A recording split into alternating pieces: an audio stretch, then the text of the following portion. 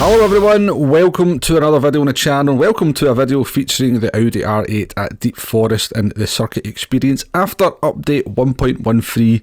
And we're going to talk about physics, but we're not really going to talk about physics because physics is just not my wheelhouse. But yeah, there's been a lot of talk about the update changing the physics of the game, and a few people have featured this Audi R8 circuit experience around Deep Forest to kind of emphasise that, and they're telling you that the physics have made this challenge a lot easier.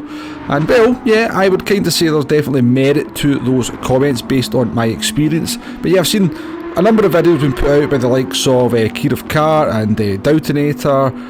Key featured in his video. I think maybe Didnt and Zocker have also mentioned this car and how much easier it is since the update in their videos. But yeah, you're thinking, this is just another video going to tell us the same thing then. What are you doing this for, Womble? Well, I'm going to put a little bit of a twist on it because I reckon there's maybe some things they never showed you when they were doing their video.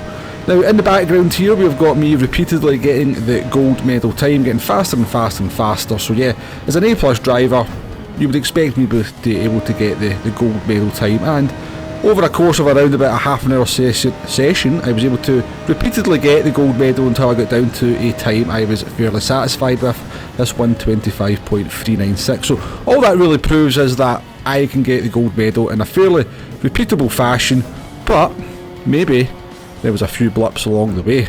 And this is what I maybe think some of the other people out there didn't show you in their videos, because despite the fact that the car is maybe a little bit easier to handle, I'll be perfectly honest with you, I didn't notice it to be massively different from when I first did this circuit experience.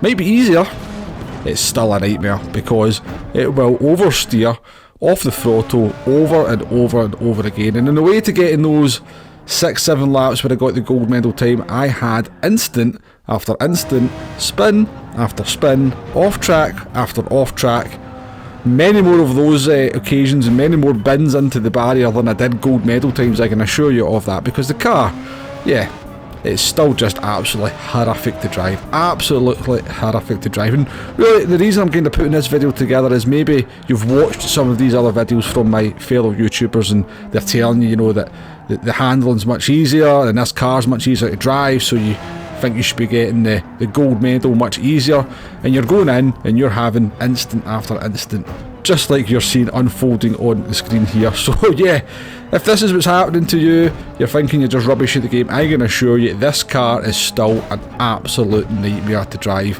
And if you're struggling with it, then don't feel too bad about it, because it took me at least, you know, it's a very, very strange car to drive. Once you get used to its nuances, you can start to figure out where it wants to kill you.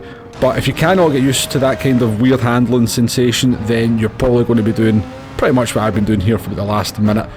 Spinning into barriers, fishtailing, weird weight transfers, driving off the track, and you'll probably be getting massively frustrated because, as I said, there is videos out there that are now telling you this is a lot easier.